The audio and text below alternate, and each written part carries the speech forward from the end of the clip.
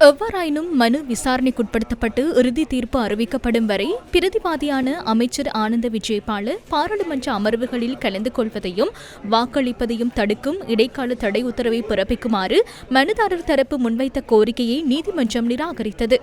உயர்நீதிமன்ற நீதியரசர்களான ஜனக் டி சில்வா, மேனகா விஜயசுந்தரம் மற்றும் சம்பத் விஜயரத்ன ஆகிய மூவரடங்கிய நீதியரசர்கள் குழாம் முன்னிலையில் மனு பரிசீலனைக்கு எடுத்துக் கொள்ளப்பட்டது. ஸ்ரீலங்கா பொதுஜன பெரமுனவின் முன்னாள் நிர்வாக செயலாளர் ரேணுக பெரேரா இதற்கு முன்னர் மேன்முறையீட்டு நீதிமன்றத்தில் எழுத்தாணை மனுவினை தாக்கல் செய்து ஆனந்த விஜயபால பாராளுமன்ற உறுப்பினராக பணியாற்றும் அதேவேளை ஜனாதிபதியின் பணிக்குழாம் பிரதானியாகவும் பணியாற்றி வருவதாகவும் பாராளுமன்ற உறுப்பினர் பதவியை வகித்துக் கொண்டு அரசு சேவையில் பதவியொன்றை வகிப்பது பாராளுமன்ற உறுப்பினர் பதவியை வகிப்பதற்கான தகைமையீனமாகும் என தீர்ப்பளிக்குமாறு கோரியிருந்தார்.